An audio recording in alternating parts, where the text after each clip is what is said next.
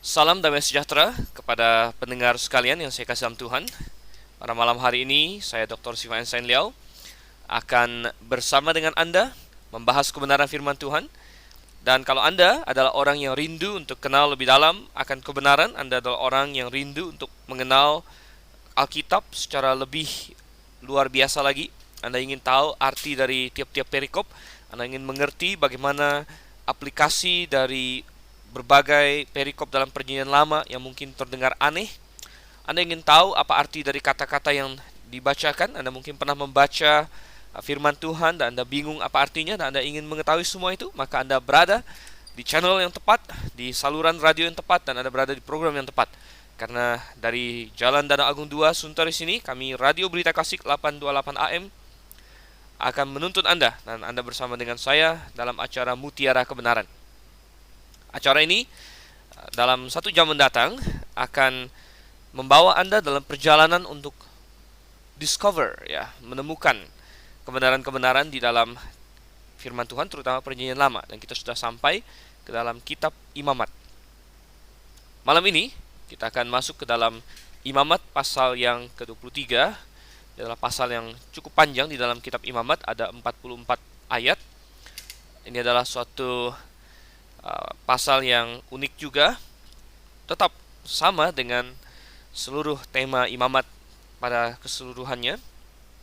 Berbicara mengenai Tuhan tentunya, berbicara mengenai kekudusan Tuhan dan bagaimana kekudusan Tuhan telah digambarkan dengan berbagai hal dalam kitab Imamat. Jadi kitab Imamat bisa kita bilang adalah suatu cermin yang besar, suatu portrait, ya, suatu lukisan yang luas akan berbagai kebenaran. Di dalam perjanjian lama, Tuhan sering memakai gambaran-gambaran, tipologi-tipologi, metafora-metafora untuk menggambarkan kebenaran yang hakiki.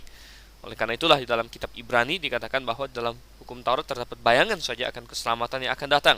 Kita sudah melihat banyak sekali bayangan-bayangan seperti itu. Bagaimana persembahan-persembahan menggambarkan bayangan akan Kristus yang akan menjadi korban, menjadi anak domba Allah. Kita melihat bagaimana para imam menggambarkan Yesus Kristus juga sebagai pengantara antara Allah dengan manusia. Kita melihat berbagai hal yang dipakai Allah untuk menggambarkan dosa dan hal-hal yang tidak berkenan kepadanya. Bagaimana ada makanan yang haram dan halal. Kita melihat bagaimana adanya penyakit kusta, adanya kenajisan pada laki-laki dan perempuan.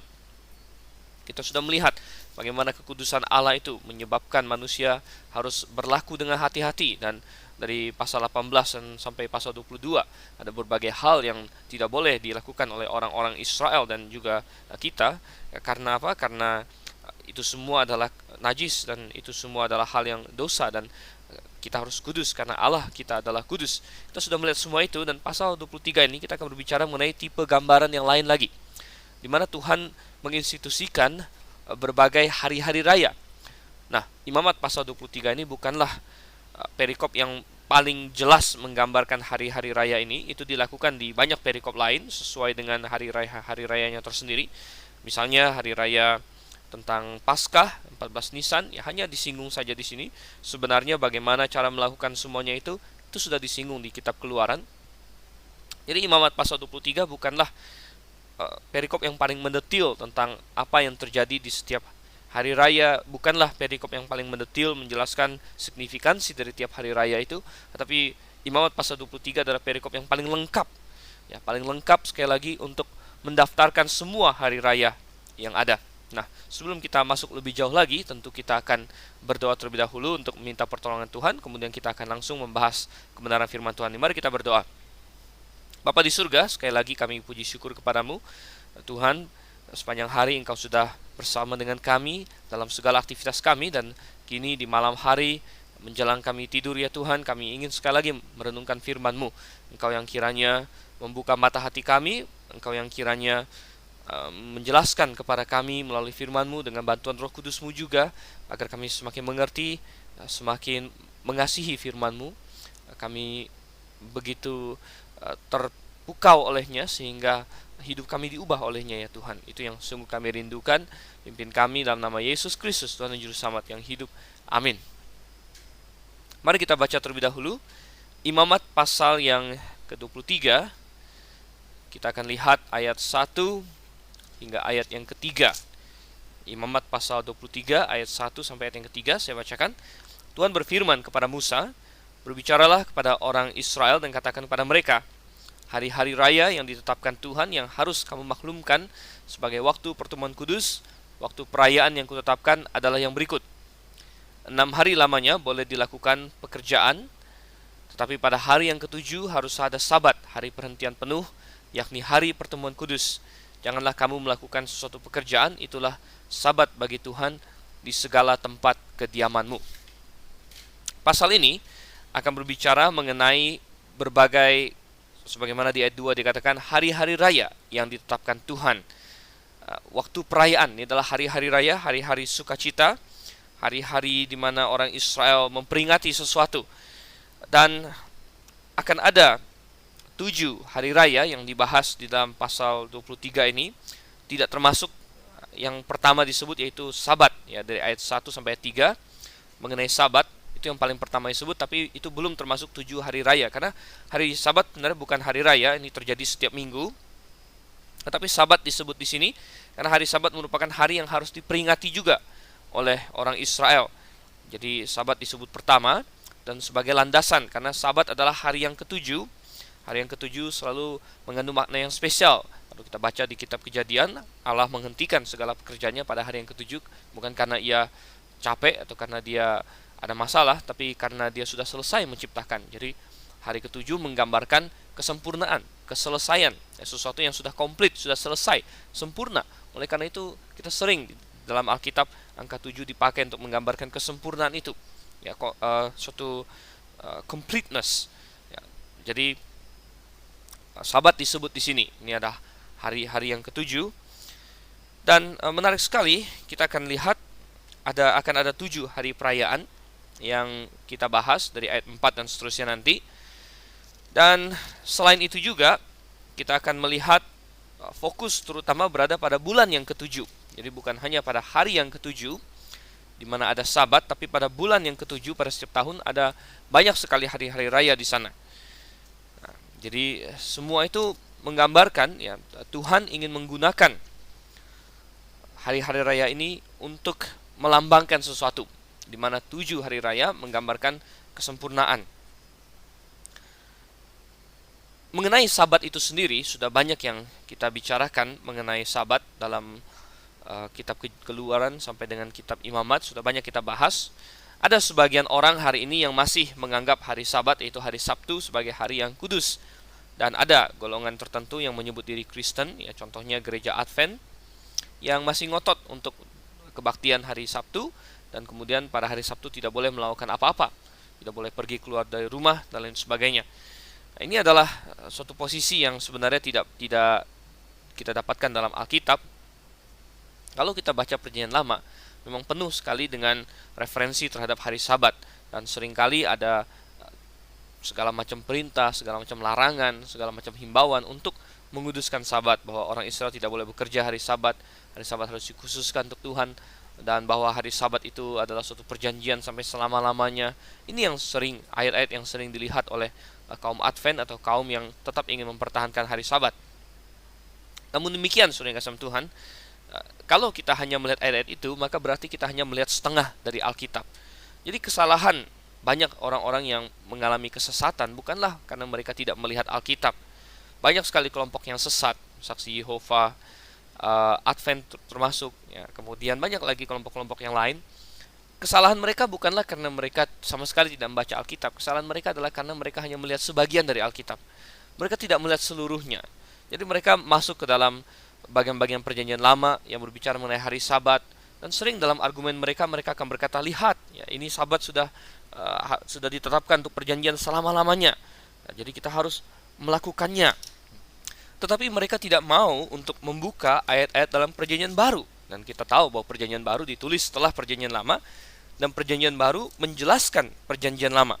Nah, dalam Perjanjian Baru jelas sekali bahwa Allah sudah tidak lagi beroperasi dengan cara yang sama, atau tidak lagi menuntut hal-hal yang sama dengan yang dia tuntut secara eksternal dari orang-orang Perjanjian Lama. Dalam Yohanes 5 ayat yang ke-18 misalnya, ayat yang begitu jelas, Yohanes 5 ayat yang ke-18, sebab itu orang-orang Yahudi lebih berusaha lagi untuk membunuhnya, bukan saja karena ia meniadakan hari Sabat. Jadi Yesus meniadakan hari Sabat, ini jelas sekali. Dan kalau mereka ngotot bahwa hari Sabat harus dilakukan, diteruskan berdasarkan ayat-ayat perjanjian lama, maka sangat tidak konsisten. Misalnya kita ambil Imamat pasal 23, sangat tidak konsisten kalau mereka ngotot di ayat 1 sampai 3 Sabat harus terus diperhatikan, tetapi kemudian 7 hari raya yang dari ayat 4 sampai ayat yang ke-44 ini tidak mereka lakukan, maka itu sangat tidak konsisten.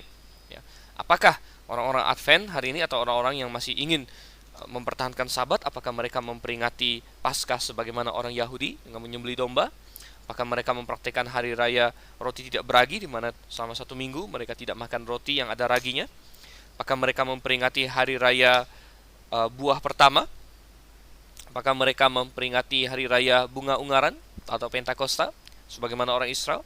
Apakah mereka memperingati hari raya tahun baru atau peniupan serunai, peniupan sangkakala pada bulan ke-7? Apakah mereka memperingati hari raya pendamaian, ya, di mana imam besar masuk ke ruang Maha Kudus? Apakah mereka memperingati hari raya Pondok Tahun? Ya. Nah, tidak. Jawabannya tidak. Tidak ada grup Kristen yang saya tahu yang memperingati ke-7 hari raya ini sebagaimana orang Yahudi.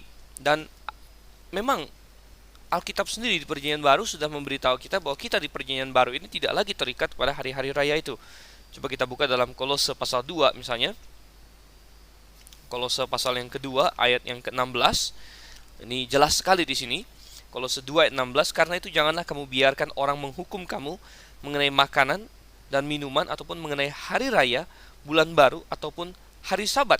Semuanya ini hanyalah bayangan dari apa yang harus datang, sedang wujudnya ialah Kristus. Jadi jelas sekali saya ingin ketika kita mulai membahas pasal 23 ini, kita harus tahu dulu apa hubungan kita dengan hari-hari raya ini. Apakah kita masih harus mengikuti hari-hari raya ini? Apakah kita masih harus merayakan misalnya hari raya buah pertama? Apakah kita masih harus merayakan hari raya Pondok Tahun? Apakah orang Kristen masih harus merayakan hari raya peniupan serunai dan lain sebagainya? Nah, Kolose 2 ayat 16 sampai 17 memberitahu kita bahwa semuanya adalah bayangan dari Kristus, dan ketika Kristus datang maka itu semua sudah dihilangkan, dan jangan lagi ada orang menghukum kita karena hal itu. Maksudnya menghukum kita itu adalah jangan ada orang yang menuduh kita berbuat salah karena kita tidak melakukan Sabat misalnya, atau kita tidak melakukan hari raya Paskah, atau kita tidak melakukan hari raya roti tidak beragi. Jangan ada orang yang menghukum kamu mengenai makanan dan minuman, jadi haram halal tidak ada lagi. Jadi sekali lagi kita boleh makan babi hari ini, kita boleh makan kopi, minum kopi dan sebagainya, atau mengenai hari raya, bulan baru ataupun hari Sabat. Ini adalah ayat yang demikian jelas dalam Alkitab. Kolose 2 ayat 16 sampai 17 Anda perlu cantumkan di samping Alkitab Anda di Imamat pasal 23 ini kalau Anda ingin untuk mengingatkan apa maknanya. Maknanya adalah untuk menunjuk kepada Kristus. Yang ingin kita perhatikan di pasal ini adalah bagaimana semuanya menunjuk kepada Kristus, atau bagaimana semua hal-hal ini memberikan suatu makna rohani, ya. Mereka ini merupakan gambaran akan kebenaran rohani apa. Itu yang ingin kita bahas. Nah, coba kita mulai dulu dengan Sabat itu sendiri atau hari yang ke-7. Ini sudah banyak kita bahas di berbagai perikop yang lain, jadi saya hanya akan singgung sekilas saja. Dikatakan di sini ayat yang ketiga, 6 hari lamanya boleh dilakukan pekerjaan, tapi pada hari yang ke-7 haruslah ada Sabat, hari perhentian penuh, yakni hari pertemuan kudus. Janganlah kamu melakukan suatu pekerjaan, itulah Sabat bagi Tuhan di segala tempat kediamanmu. Pengajaran rohani yang Tuhan inginkan adalah bahwa Sabat ini merupakan saat di mana manusia menghentikan segala aktivitas sekulernya dan berpaling kepada Allah. Manusia adalah makhluk yang sangat materi, dalam pengertian dia harus makan, dia harus minum untuk hidup. Dan oleh karena itu ada kecenderungan bagi manusia untuk mementingkan yang materi. Yesus Kristus datang dan memutar balik semua itu ketika dia berkata manusia bukan hidup dari roti saja, melainkan dari setiap firman yang keluar dari mulut Allah. Benar. Oleh karena itu sebenarnya manusia memerlukan Allah. Tapi manusia yang material, dia akan cenderung untuk melupakan Allah pada pengejaran akan hal-hal materi. Inilah yang ingin diajarkan oleh hari Sabat, di mana manusia yang rohani dia bisa mengambil waktu dalam hidupnya untuk menyetop dirinya dari segala pengejaran materi itu untuk berfokus kepada Allah. Ya. Dan di masa Perjanjian Lama itu disimbolkan dengan satu hari khusus, yaitu hari Sabat. di mana semua stop dari pekerjaan mereka, apakah mencari nafkah, apakah hal-hal yang lain, penghidupan mereka, dan mereka berfokus kepada Allah pada satu hari itu, mendekatkan diri kepada Tuhan. Di zaman perjanjian baru ini, zaman gereja lokal, kita tidak lagi diharuskan untuk seperti orang Yahudi, tidak boleh membuat api pada hari Sabat dan lain sebagainya.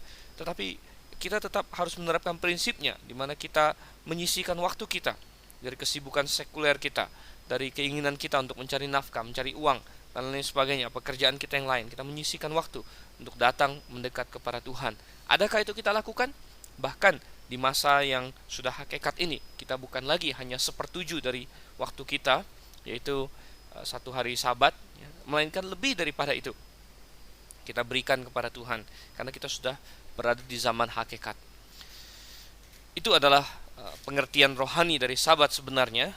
Coba kita lanjut sekarang ke ayat yang keempat sampai ayat yang ke-8. Kita akan lihat 2 hari raya yang pertama. Saya bacakan, inilah hari-hari raya yang ditetapkan Tuhan, hari-hari pertemuan kudus yang harus kamu maklumkan, masing-masing pada waktunya yang tetap. Dalam bulan yang pertama, pada tanggal 14 bulan itu, pada waktu senja, ada Paskah bagi Tuhan.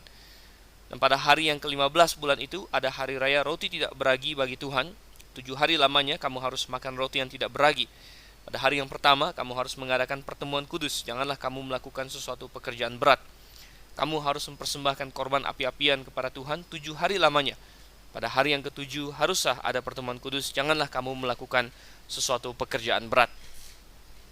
2 hari raya yang pertama ini adalah 2 hari raya yang bertepatan bersebelahan satu dengan yang lainnya. Yang pertama adalah hari raya Paskah, yang kedua adalah hari raya roti tidak beragi. Namun demikian, ada juga sebagian orang yang karena kedua hari raya ini langsung beriring-iringan, menyebutnya sebagai satu hari raya saja. Jadi adalah populer, terutama pada zaman Yesus, kita baca di kitab-kitab Injil, di mana Paskah juga dimasukkan jadi satu bagian dengan hari raya roti tidak beragi. Jadi sebenarnya tanggal 14 Nisan itu sudah disebut hari Paskah, 15 Nisan sampai dengan 21 Nisan disebut sebagai hari raya roti tidak beragi. Tetapi ada orang-orang tertentu yang semuanya disebut hari raya roti tidak beragi saja. Jadi tanggal 14 kadang-kadang sudah disebut sebagai hari raya roti tidak beragi, padahal itu sebenarnya hari Paskah. Dan sebenarnya kedua hari raya ini diadakan karena pelepasan orang Israel dari tanah Mesir. Jadi di pasal 23 Imamat ini tidak lagi diulang mengenai mengapa, bagaimananya, apa yang harus dilakukan pada hari raya itu. Dan kalau Anda ingin mendapatkan penjelasan yang lengkap mengenai itu semua, Anda silakan membaca kembali dalam Keluaran, dan Anda bisa mendapatkan pembahasan dari saya juga dalam Mutiara Kebenaran yang mendalam dari kitab Keluaran, sudah kita bahas bersama. Yang jelas, pada hari Paskah ya, ada anak domba yang harus disembelih, karena pada waktu mereka keluar dari Mesir itu yang terjadi, supaya malaikat Allah tidak membunuh semua anak sulung mereka. Dan di rumah mana, di mana sudah ada penyembelihan domba yang tidak bercacat, yang sudah dipilih pada tanggal 10 Nisan, yang tidak bercacat, kemudian disembelih dan darahnya dipoleskan di ambang pintu, maka di rumah itu tidak akan ada kematian. Dan tentunya Paskah memiliki makna spiritual yang sangat mendalam. Paskah memiliki makna spiritual bahwa Yesus Kristus mati menggantikan kita, dan ada domba yang mati supaya anak sulung tidak mati. Ada domba yang disembelih dan yang darahnya diaplikasikan kepada rumah tangga yang bersangkutan, kepada pribadi yang bersangkutan, agar dia tidak mati. Dan ini menggambarkan tentunya adalah pelepasan kita dari perbudakan dosa, di mana orang Israel keluar dari Mesir, dari perbudakan Mesir karena anak domba ini. Demikian juga kita keluar dari perbudakan Mesir karena anak domba ini. Dan kemudian langsung diikuti oleh hari raya roti tidak beragi. Dalam Alkitab, ragi selalu diibaratkan atau selalu menggambarkan dosa dan kejahatan dan pengajaran yang salah. Kita juga sudah membahas ini beberapa kali. Dan sesudah seseorang diselamatkan keluar dari perbudakan dosa, maka seharusnya tidak ada ragi lagi. Oleh karena itu, di dalam hari raya roti tidak beragi, selama 1 minggu orang Israel tidak boleh makan apapun yang beragi. Bahkan adalah tradisi mereka untuk mempersiapkan diri terhadap Paskah dan hari raya roti tidak beragi ini. Rumah tangga Israel, orang Yahudi, akan mengadakan house cleaning atau pembersihan rumah. Mereka akan dari atap loteng sampai kepada gudang yang di bawah tanah sekalipun akan mereka sapu dengan teliti. Mereka akan mengepel, mereka akan membersihkan rumah dan menghilangkan segala jenis ragi dari rumah mereka. Ya, itu yang akan mereka lakukan. Kalau kita baca dalam 1 Korintus pasal yang kelima, kita mendapatkan makna spiritual dari kedua hari raya ini, di mana dalam 1 Korintus pasal yang kelima ayatnya yang ke-7 ya, atau dari ayat yang ke-6 dikatakan, kemegahanmu tidak baik, tidak tahukah kamu bahwa sedikit ragi mengkhamiri seluruh adonan. Ini Paulus berbicara mengenai adanya dosa di dalam jemaat yang waktu itu tidak dibereskan oleh jemaat Korintus dengan segera. Jadi ada orang yang berzina, tetapi jemaat Korintus sepertinya diam-diam saja. Dan Paulus menghardik mereka, dia bilang, tidak tahukah kamu bahwa sedikit ragi, sedikit dosa bisa mengkhamiri seluruh adonan. Kalian satu gereja bisa terpengaruh. Ayat yang ke-7, buanglah ragi yang lama itu, supaya kamu menjadi adonan yang baru, sebab kamu memang tidak beragi. Jadi Paulus ingin agar jemaat Korintus mendisiplinkan orang itu, mengusirnya dari keanggotaan jemaat. Sebab anak domba Paskah kita juga telah disembelih, yaitu Kristus. Karena itu marilah kita berpesta, bukan dengan ragi yang lama, bukan pula dengan ragi keburukan dan kejahatan, tapi dengan roti yang tidak beragi, yaitu kemurnian dan kebenaran. Nah, Paulus di sini mengacu pada fakta bahwa bukankah kalian sudah diselamatkan? Anak domba Paskah kita juga telah disembelih, yaitu Kristus. Anak domba Paskah yang disembelih di Mesir ribuan tahun yang lalu hanyalah gambaran akan anak domba yang sejati, yaitu Kristus. Dan Kristus sudah disembelih bagi kita yang percaya padanya, dan kita masuk setelah keselamatan kepada hari raya roti tidak beragi, di mana kita dituntut untuk hidup kudus. Itulah yang dimaksud oleh Tuhan melalui kedua hari raya ini. Orang yang diselamatkan, dia masuk dalam satu periode hidupnya di mana dia membangun karakternya untuk mencoba mencapai kekudusan. Ya, dia membuang ragi dari hidupnya, dia membersihkan rumahnya seperti orang Yahudi, dari bawah sampai atas, loteng-loteng, jendela-jendela, dapur, semua untuk menghilangkan ragi. Itu yang harus dilakukan oleh orang Kristen. Jadi kita melihat makna yang luar biasa indah dari baik itu Paskah maupun hari raya roti tidak beragi. Dan kembali kita ke dalam Imamat pasal 23, walaupun tidak disebutkan di pasal ini, Paskah merupakan salah satu dari 3 hari raya di mana orang Israel harus semuanya datang ke Yerusalem. Ya, semua laki-laki yang 12 tahun ke atas harus datang ke Yerusalem. Dan mengapa, saudara yang kasih Tuhan? Ya, karena ini adalah untuk memperingati tentang juru selamat itu. Jadi mereka semua datang ke sana. Sebenarnya masih ada satu lagi hari raya yang akan mereka lalui bersama selama waktu itu, selama 8 hari itu akan kita bahas nanti di ayat 9 dan seterusnya. Tetapi 3 hari raya ini, yaitu yang harus mereka peringati bersama, yaitu paket Paskah, hari raya roti tidak beragi, sekaligus perayaan buah pertama. Itu satu paket, itu harus mereka lakukan di Yerusalem 1 tahun 1 kali. Ya, jadi pada bulan pertama semua orang Israel harus berbondong-bondong ke sana. Yang kedua adalah hari raya Pentakosta, yang adalah 7 minggu setelah Paskah ini, ya, setelah hari raya roti tidak beragi, 7 minggu setelahnya. Kemudian ya, yang ketiga, di mana semua orang harus datang, adalah hari raya Pondok Daun. Jadi walaupun ada 7 hari raya di Imamat 23, tidak semuanya mengharuskan orang Israel semua ke Yerusalem. Hanya 3 saja, tapi 3-nya merupakan paket. Ada 3 yang masuk dalam satu paket: Paskah, hari raya roti tidak beragi, dan hari raya buah pertama, ya, penuaian pertama. Nah, itu pertama. Yang kedua adalah hari raya Pentakosta, atau yang disebut sebagai juga di situ hari raya unjukan.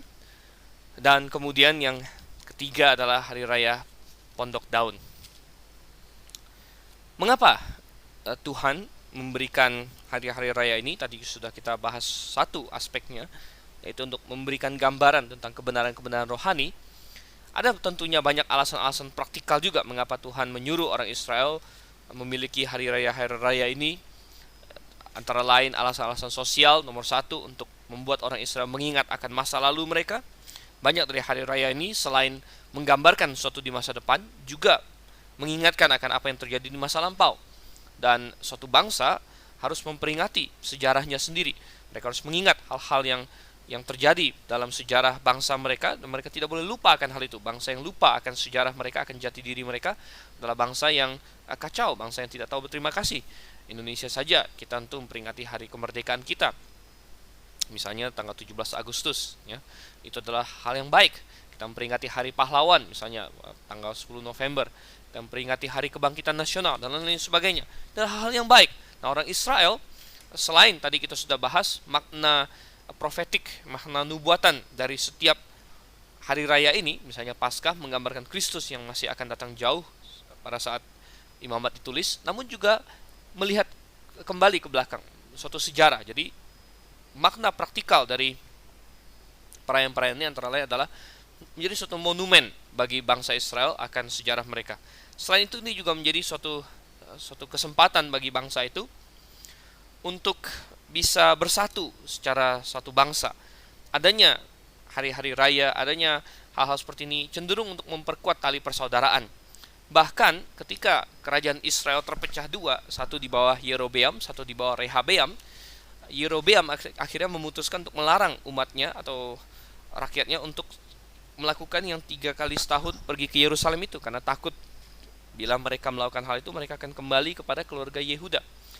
Nah, ini adalah salah satu faktor, ya, bahwa orang Israel tidak lagi 3 kali setahun ke Yerusalem. Itu adalah salah satu faktor yang menyebabkan kerajaan Israel terus terpecah belah menjadi dua itu. Padahal kalau mereka setia melakukan apa yang Tuhan lakukan, yang Tuhan katakan di sini, maka mereka akan bersatu kembali dengan jauh lebih cepat, karena hari-hari raya ini memiliki efek menyatukan suatu bangsa. Jadi ada banyak makna praktikal di dalamnya. Ini juga merupakan suatu kesempatan bagi para imam, para Lewi untuk menjelaskan kitab suci, menjelaskan makna-makna rohani kepada mereka. Ada banyak alasan. Ini juga suatu kesempatan untuk bersukacita dan bersukaria. Semua hari-hari raya ini harus dilalui dengan sukacita, kecuali satu, yaitu hari raya pendamaian. Ya, hari raya pendamaian adalah hari raya untuk merenung, untuk berkontemplasi, untuk bersedih. Tapi hari-hari yang lain adalah hari raya yang penuh dengan sukacita, penuh dengan tawa, senda gurau, dengan kesibukan dan lain sebagainya. Ini adalah hal-hal yang baik. Nah, coba kita lihat sekarang hari raya yang ketiga. Coba kita baca ayat 9 sampai dengan ayat yang ke-14. Tuhan berfirman kepada Musa, berbicaralah kepada orang Israel dan katakan kepada mereka, apabila kamu sampai ke negeri yang akan kuberikan kepadamu, dan kamu menuai hasilnya, maka kamu harus membawa seberkas hasil pertama dari penuaianmu kepada imam. Dan imam itu haruslah mengunjukkan berkas itu di hadapan Tuhan, supaya Tuhan berkenan akan kamu. Imam harus mengunjukkannya pada hari sesudah Sabat itu.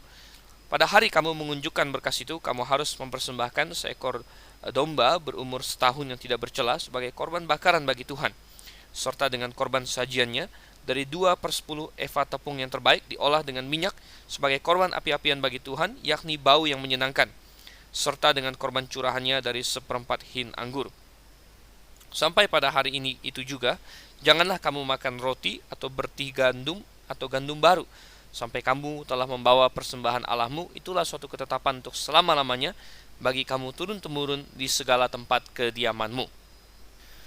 Ya, kita dapatkan di sini hari raya di mana orang Israel membawa hasil pertama dari penuaiannya kepada imam. Nah, hari raya ini baru mulai diobservasi ketika mereka sudah masuk ke dalam Kanaan. Karena di dalam ayat yang ke-10 dikatakan, apabila kamu sampai ke negeri yang akan kuberikan kepadamu. Jadi selama masa di padang gurun mereka tentu tidak menuai apa-apa, mereka makan dari mana. Ketika mereka masuk ke Kanaan, mereka harus merayakan hari raya ini. Kapan ini dilakukan? Masih satu paket dengan tadi Paskah, kemudian hari raya roti tidak beragi. Masih dalam minggu itu juga mereka harus membawa hasil penuaian mereka yang pertama. Jadi tunas-tunas yang pertama muncul dari dalam tanah. Karena ini dilakukan pada bulan pertama, yaitu sekitar bulan Maret atau April. Jadi di sini tumbuhan-tumbuhan yang muda baru mulai bermunculan di hadapan Tuhan, dan ini akan dibawa oleh orang Israel untuk dipersembahkan kepada Tuhan. Ingat bahwa ini mereka baru saja keluar dari musim dingin pada bulan yang pertama ini. Kapan dilakukannya persisnya tidak diberitahu, hanya saja sudah pasti harus pada hari Minggu. Ya, di dalam ayat yang ke-11 dikatakan, dan imam itu haruslah menunjukkan berkas itu di hadapan Tuhan supaya Tuhan berkenan akan kamu.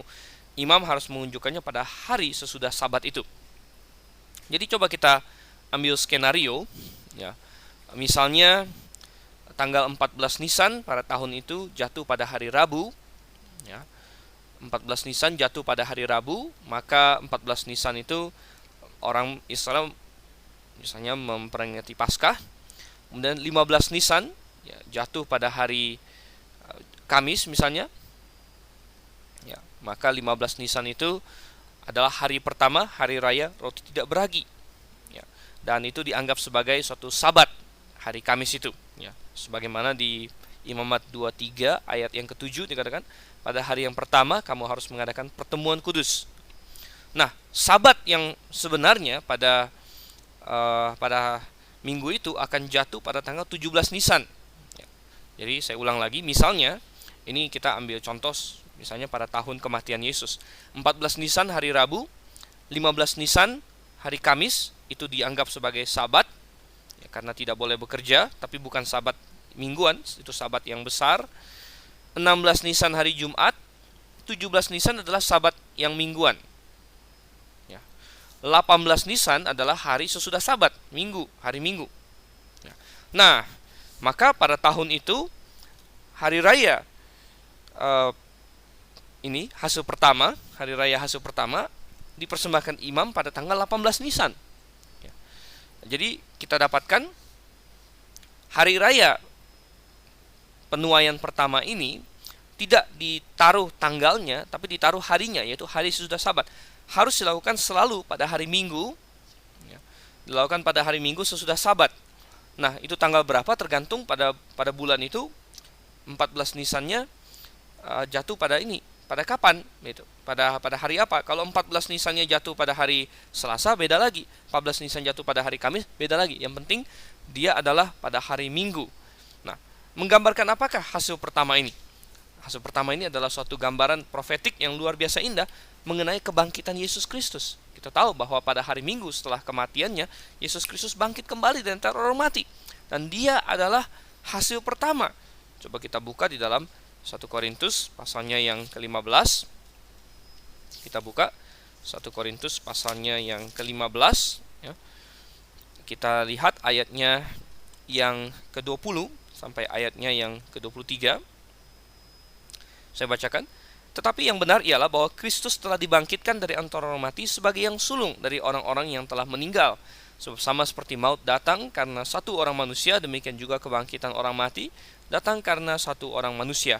Karena sama seperti semua orang mati dalam persekutuan dengan Adam, demikian pula semua orang akan dihidupkan kembali dalam persekutuan dengan Kristus.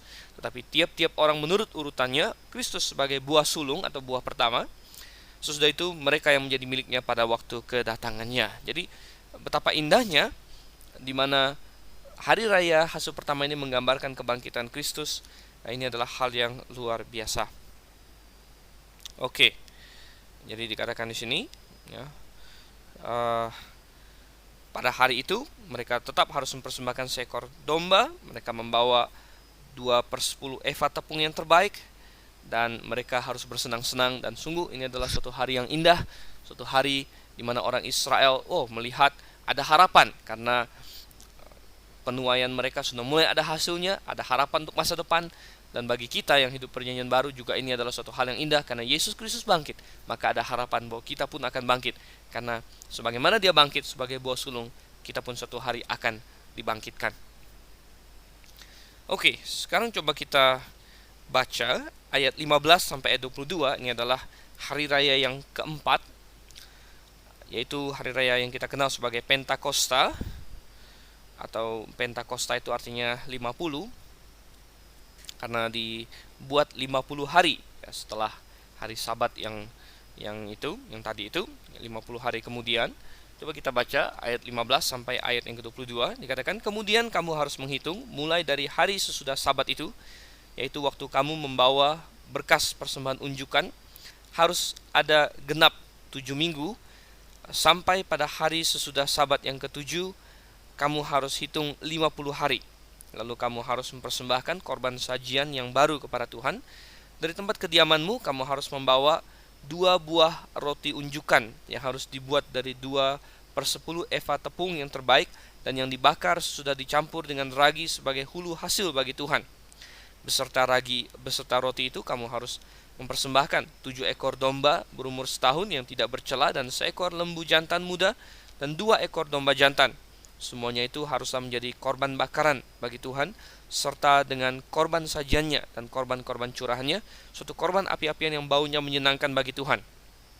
Kemudian kamu harus mempersembahkan seekor kambing jantan sebagai korban penghapus dosa dan 2 ekor domba yang berumur setahun sebagai korban keselamatan. Imam harus mengunjukkan semuanya beserta roti hulu hasil itu sebagai persembahan unjukan di hadapan Tuhan, beserta kedua ekor domba itu. Semuanya itu haruslah menjadi persembahan kudus bagi Tuhan dan adalah bagian imam. Pada hari itu juga kamu harus mengumumkan hari raya dan kamu harus mengadakan pertemuan kudus. Janganlah kamu melakukan sesuatu pekerjaan berat. Itulah suatu ketetapan untuk selama-lamanya di segala tempat kediamanmu turun-temurun. Pada waktu kamu menuai hasil tanahmu, janganlah kau sawit ladangmu habis-habis sampai ke tepinya, dan janganlah kau pungut apa yang ketinggalan dari penuaianmu. Semuanya itu harus kau tinggalkan bagi orang miskin dan bagi orang asing. Akulah Tuhan Allahmu. Iya, hari raya yang keempat ini sebenarnya sangat mirip dengan hari raya yang ketiga. Tadi kita lihat bahwa hari raya yang ketiga adalah hari raya hasil pertama, atau dalam bahasa Inggrisnya first fruits, di mana orang Israel mempersembahkan penuaian mereka yang pertama. Maka di hari raya yang keempat ini juga adalah mempersembahkan hasil tuaian mereka kepada Tuhan. Bedanya, di hari raya hasil pertama mereka mempersembahkan tuaian mereka yang pertama, jadi tuaian di musim semi, yaitu di bulan yang pertama. Sedangkan pada hari raya yang keempat ini mereka mempersembahkan tuaian musim panas mereka. Coba kita bandingkan dengan Keluaran pasal 23 ayat yang ke-16. Keluaran 23 ayat yang ke-16 ini juga berbicara mengenai hari raya yang sama. Dikatakan di situ, kau peliharalah juga hari raya menuai, yakni menuai buah bungaran dari hasil usahamu menabur di ladang. Demikian juga hari raya pengumpulan hasil pada akhir tahun apabila engkau mengumpulkan hasil usahamu dari ladang. 3 kali setahun semua orangmu yang laki-laki harus menghadap kehadirat Tuhanmu Tuhan. Jadi dalam Keluaran pasal 23 ayat 14 sampai 17 berbicara mengenai 3 hari raya yang harus didatangi oleh semua orang laki-laki, harus datang ke Yerusalem. Yang pertama ayat 14-15 adalah hari raya roti tidak beragi dengan Paskah dan sebagainya. Yang kedua ayat 16 adalah hari raya menuai buah bungaran dari hasil usaha menabur di ladang. Ini adalah hari raya keempat sebagaimana dalam Imamat ayat 15 sampai 22, yaitu di mana orang Israel mempersembahkan penuaian musim panas mereka. Jadi pada musim semi, pada awal tahun, hasil penuaian pertama dipersembahkan di hari raya yang di ayat 9 sampai ayat 15 dari Imamat tadi, yaitu disebut Feast of First Fruits atau hari raya hasil pertama. Kemudian ayat 15 sampai 22 ini adalah hari raya mempersembahkan tuaian musim panas, atau disebut juga hari raya menuai ya, di dalam Keluaran 23 ayat yang ke-16. Orang Yahudi sendiri menyebut hari raya ini Shavuot ya, Shavuot artinya minggu. Kenapa disebut minggu? Karena mereka harus menunggu 7 kali 7 hari semenjak tuaian yang pertama itu sampai kepada yang ini, atau 49 hari. Kalau dihitung dari sabatnya jadi 50 hari. Oleh karena itu dalam bahasa Yunani disebut Pentakosta. Pentakosta artinya yang ke-50. Sedangkan orang Yahudi menyebutnya hari raya Shavuot. Shavuot artinya minggunya minggu begitu. Karena 1 minggu itu 7 hari, dan kalau 7 minggu itu ya 1 minggunya minggu gitu. Jadi disebut sebagai Shavuot, dan ini adalah salah satu hari raya di mana orang Israel harus bersama-sama datang ke Yerusalem.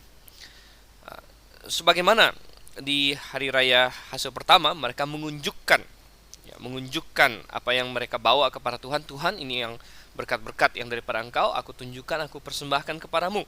Itulah yang dikatakan di ayat ke-11 tadi dalam Imamat 23, imam harus mengunjukkan berkas itu ke hadapan Tuhan. Demikian juga dalam hari raya Shavuot atau Pentakosta atau hari raya menuai ini, Hari raya yang keempat, mereka juga menunjukkan berkat-berkat Tuhan kepada mereka. Jadi orang Israel selalu diajar untuk mengaitkan antara berkat-berkat jasmani yang mereka miliki dengan berkat Tuhan. Dan mereka selalu diajar untuk mengembalikan yang pertama untuk Tuhan. Bahkan orang Israel diajar untuk tidak boleh makan dari hasil tuaian mereka itu sebelum mereka mempersembahkan pada Tuhan. Demikian tadi kita baca di Imamat 23 ayat yang ke-14. Sampai pada hari itu juga janganlah kamu makan roti atau berti gandum atau gandum baru. Jadi mereka baru boleh makan gandum yang mereka simpan yang lalu, tetapi dari tuaian yang pertama itu, tadi ya, hari raya hasil pertama, tuaian mereka yang pertama jangan dibuat gandum dulu, jangan dibuat roti dulu sebelum mereka mempersembahkan kepada Tuhan. Ini adalah suatu konsep yang sangat indah sekali dan memiliki aplikasi praktis bagi kita juga. Kita harus mengaitkan, kita harus sadar semua yang kita miliki, mungkin gaji yang kita dapatkan, ataukah uang pensiun yang kita miliki, ataukah kesehatan yang kita dapat, ataukah bonus THR, ataukah yang lain-lain lagi, semua adalah berkat Tuhan.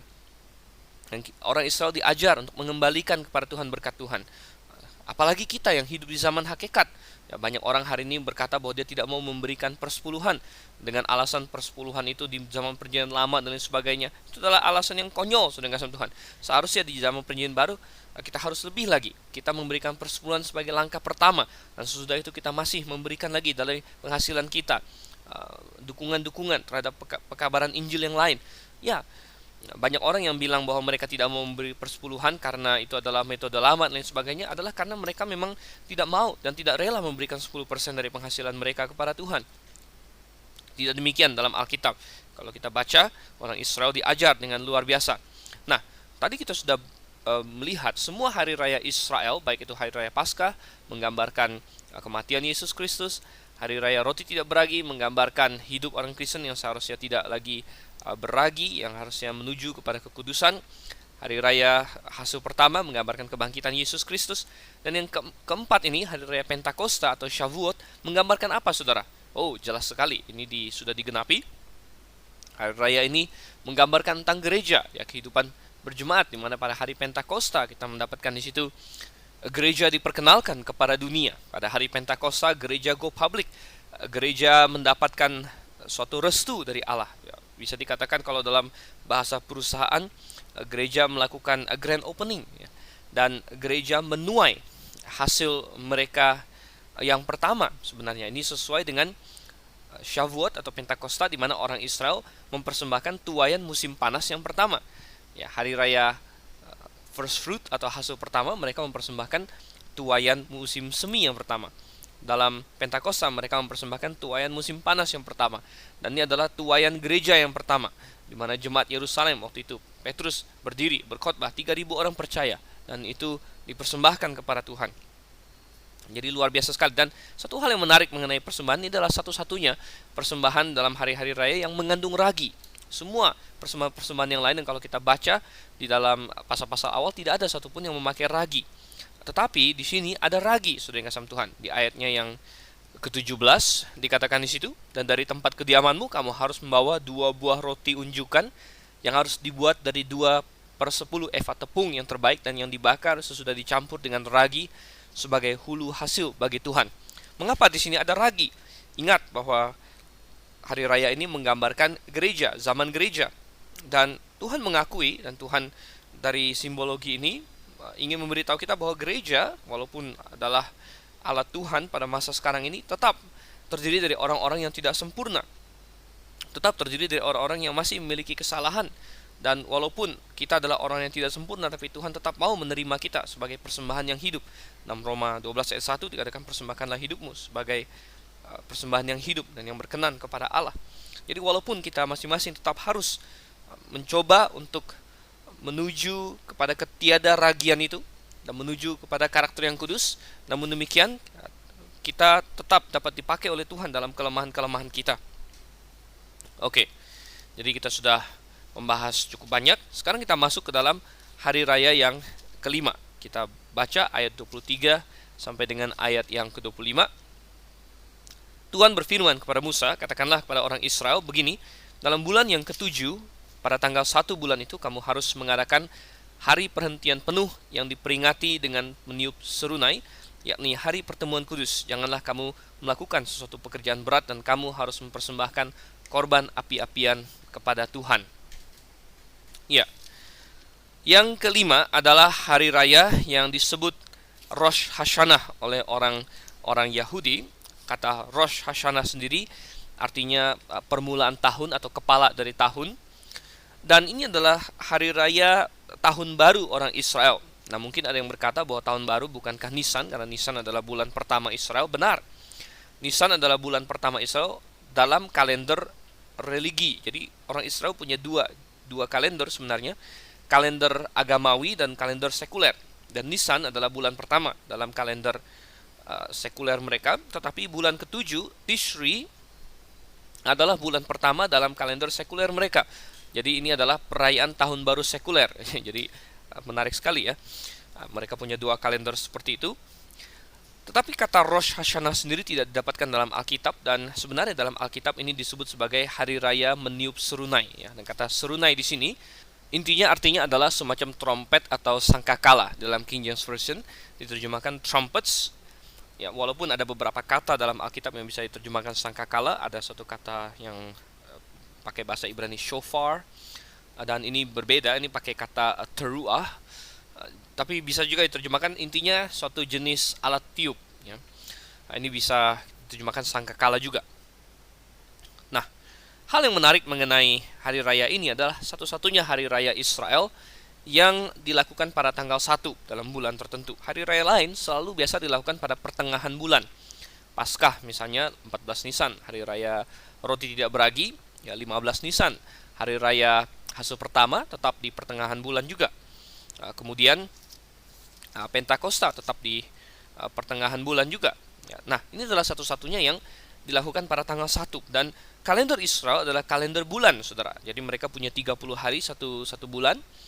Dan tanggal 1 selalu adalah bulan baru, atau istilahnya belum ada bulan. Tanggal 15 atau sekitarnya adalah bulan purnamanya.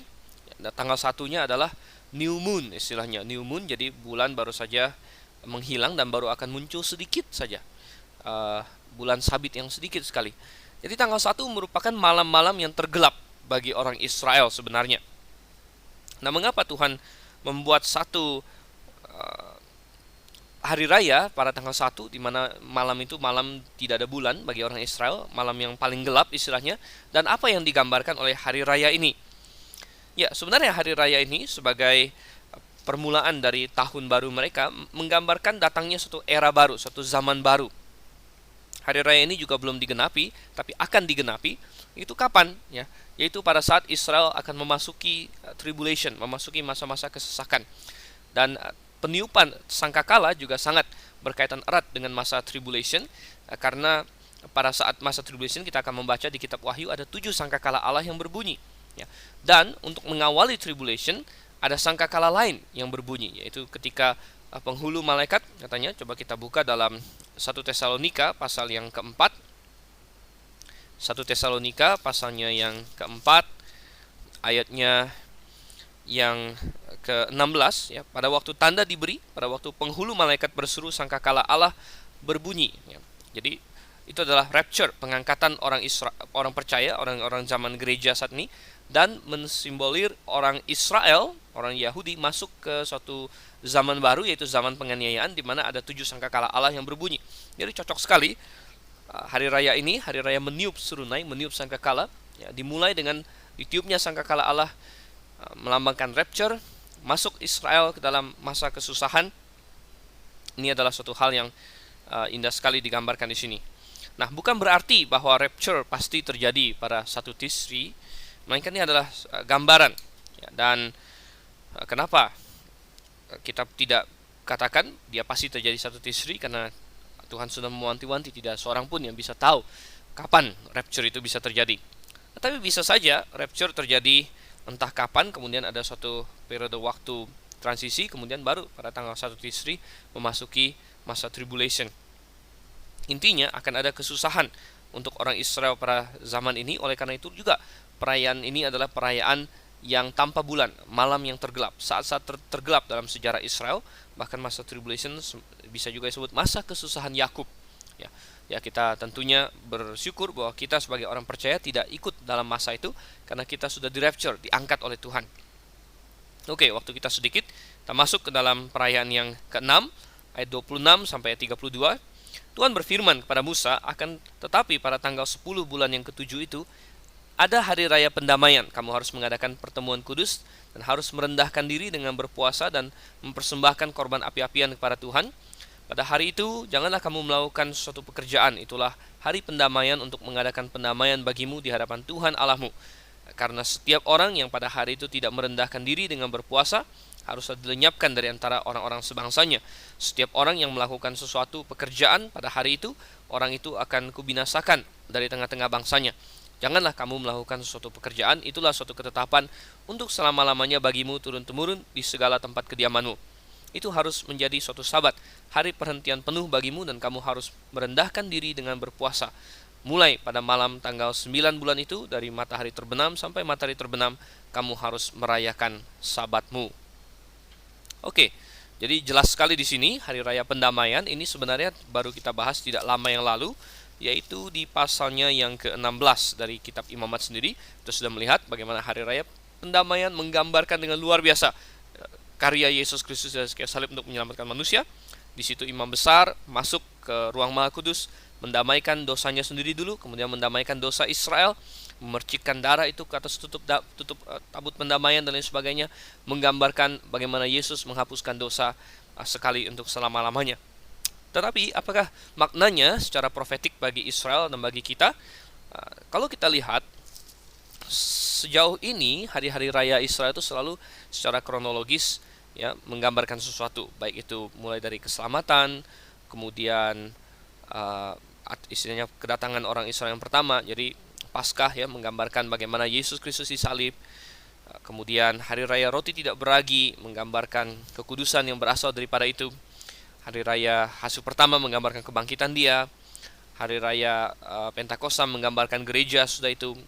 Hari raya Rosh Hashanah, peniupan seruling atau serunai sangkakala, menggambarkan tentang rapture dan masuknya ke zaman tribulasi.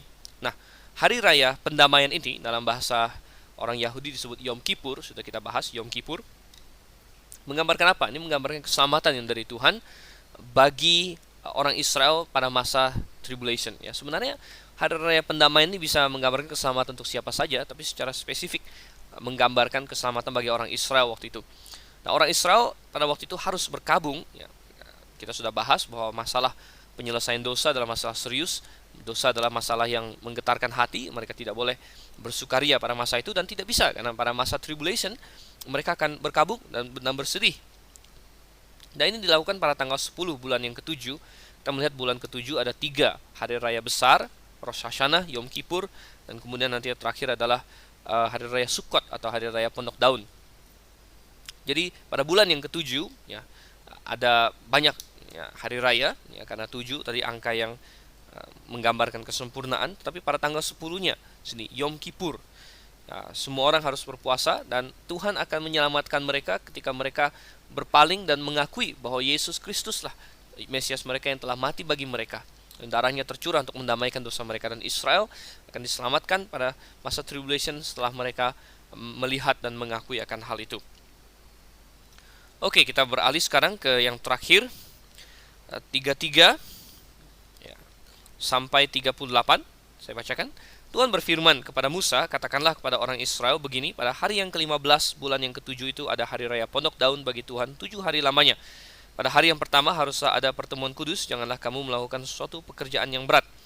7 hari lamanya kamu harus mempersembahkan korban api-apian kepada Tuhan, dan pada hari yang ke-8 kamu harus mengadakan pertemuan kudus dan mempersembahkan korban api-apian kepada Tuhan. Itulah hari raya perkumpulan, janganlah kamu melakukan sesuatu pekerjaan berat. Itulah hari-hari raya yang ditetapkan Tuhan yang harus kamu maklumkan sebagai hari pertemuan kudus untuk mempersembahkan korban api-apian kepada Tuhan, yaitu korban bakaran dan korban sajian, korban sembelihan dan korban-korban curahan setiap hari sebanyak yang ditetapkan untuk hari itu. Belum termasuk hari-hari sabat Tuhan dan belum termasuk persembahan-persembahanmu atau segala korban nazarmu atau segala korban sukarelamu yang kamu hendak persembahkan kepada Tuhan. Ya. Yang terakhir ya, selebrasi atau hari raya yang ketujuh adalah hari raya Pondok Daun, ya. Dan hari raya Pondok Daun ini adalah hari raya yang untuk memperingati bagaimana orang Israel keluar dari Mesir sebenarnya, dan mereka di padang gurun, mereka tinggal di pondok-pondok yang mereka buat, ya. Mereka keluar dari rumah-rumah mereka yang nyaman di Mesir, namun di mana mereka bertindak sebagai budak, rumah-rumah yang kelihatan nyaman tetapi di mana mereka sebenarnya adalah budak, ya. Tapi mereka keluar mengikuti Tuhan ke padang gurun, dan mereka tinggal di pondok-pondok daun waktu itu, sehingga ini disebut juga hari raya Sukkot. Kata Sukkot sendiri berarti tabernacle atau kemah-kemah, dan mereka tinggal di kemah atau pondok begitu. Jadi dalam hari raya ini ada arti profetik maupun arti historik. Arti historiknya, mereka mengingat ke belakang, sebagaimana juga Paskah, mereka mengingat ke belakang dan sekaligus melihat ke depan. Sukkot juga mereka melihat ke belakang dan mereka melihat ke depan, dan juga ada makna yang kontemporer dengan mereka. Makna kontemporernya adalah itu adalah hari terakhir penuaian. Jadi semua hasil penuaian dibawa masuk. Oleh karena itu juga ini disebut hari raya pengumpulan, ya. Dikatakan di ayat yang 36 akhir, itulah hari raya perkumpulan katanya. Jadi mereka mengumpulkan semua hasil tuaian mereka. Ini adalah sudah cukup jauh, bulan ketujuh ini sudah sekitar bulan Oktober, November, ya, hasil tuaian sudah dibawa masuk. Jadi hasil pertama dipersembahkan pada Tuhan, hasil pertama di musim panas dipersembahkan pada Tuhan, dan yang terakhir mereka mengumpulkan semua, mereka bersuka cita. Nah, secara profetik ini melihat ke depan juga, yaitu sesudah tribulation, ketika orang Israel keluar dari kesusahan mereka, keluar dari Mesir, dan mereka masuk ke negeri perjanjian yang Tuhan berikan, dan mereka akan masing-masing tinggal di rumah mereka masing-masing nanti di masa milenium. Jadi ini menggambarkan milenium, ya, di mana orang Israel akan tinggal di rumah mereka masing-masing, dan bukan hanya orang Israel, sebenarnya semua orang yang luput, yang percaya kepada Tuhan juga demikian. Mereka akan bersuka cita, mereka akan menikmati hasil tuaian mereka sebagaimana di hari raya ini, dan akan ada suatu perjamuan yang besar selama 1000 tahun. Jadi itulah yang akan terjadi pada saat itu, dan ini melihat ke depan sesudah hari raya yang gelap. Di sini pada tanggal 15 ini ada terang bulan, karena waktu itu adalah bulan purnama, dan orang Israel akan menghadapi suatu masa kejayaan dan keemasan. Nah, itulah yang telah Tuhan tentukan. Coba kita baca sekarang ayat 39 sampai ayat 44. Akan tetapi pada hari yang ke-15 bulan yang ke-7 itu, pada waktu mengumpulkan hasil tanahmu, kamu harus mengadakan perayaan bagi Tuhan 7 hari lamanya. Pada hari yang pertama harus ada perhentian penuh, dan juga pada hari yang ke-8 harus ada perhentian penuh. Pada hari yang pertama kamu harus mengambil buah-buah dari pohon-pohon yang elok, pelepah-pelepah pohon-pohon korma, ranting-ranting dari pohon-pohon yang rimbun, dan dari pohon-pohon gandarusa, dan kamu harus bersukaria di hadapan Tuhan Allahmu 7 hari lamanya. Kamu harus merayakannya sebagai perayaan bagi Tuhan 7 hari lamanya dalam setahun. Itulah suatu ketetapan untuk selama-lamanya bagimu turun-temurun. Dalam bulan yang ke-7 kamu harus merayakannya. Di dalam pondok-pondok daun kamu harus tinggal 7 hari lamanya. Setiap orang asli di Israel harus tinggal di dalam pondok-pondok daun, supaya diketahui oleh keturunanmu bahwa aku telah menyuruh orang Israel tinggal di dalam pondok-pondok selama aku menuntun mereka sesudah keluar dari tanah Mesir. Akulah Tuhan Allahmu. Demikianlah Musa menyampaikan kepada orang Israel firman tentang hari-hari raya yang ditetapkan Tuhan. Jelas sekali di sini makna kontemporer yang harus dirayakan dan diingat terus oleh orang Israel, mengacu kembali kepada keluarnya mereka dari Mesir. Dan satu hal yang menarik di sini, mereka harus bersukaria di hadapan Tuhan selama 7 hari itu. Tuhan menginginkan orang Kristen yang bersukaria, Tuhan menginginkan orang yang percaya padanya bersukaria, dan itu akan mencapai puncaknya pada saat keselamatan dari Tuhan mencakup seluruh bumi pada masa milenium.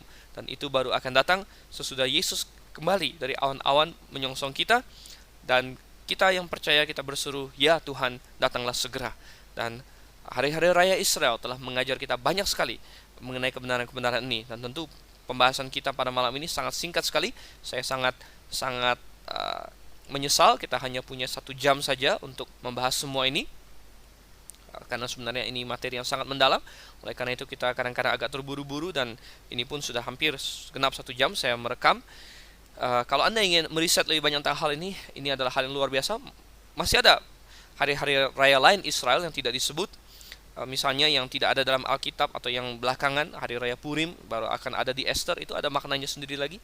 Hari raya Hanukkah, sebagaimana pernah kita singgung waktu membahas Injil Yohanes. Kemudian ada hari raya tahun Yobel, nanti kita akan bahas belakangan, hari raya bulan baru dan lain sebagainya. Semua itu tidak termasuk ke 7 hari raya utama ini. 7 hari raya utama ini menggambarkan hal-hal profetik ke depan maupun sekaligus mengingatkan mereka akan hal-hal yang telah terjadi dalam sejarah. Oleh karena itu mereka adalah suatu lukisan yang sangat indah, gambaran-gambaran yang membantu kita mengerti lebih jauh lagi tentang hakikat yang ada dalam Kristus. Oke, saya harap pembelajaran ini sudah berguna bagi Anda, dan kita bertemu kembali di kesempatan yang akan datang. Saya Dr. Silvan Sanliao mengucapkan selamat malam, sampai berjumpa, Maranatha.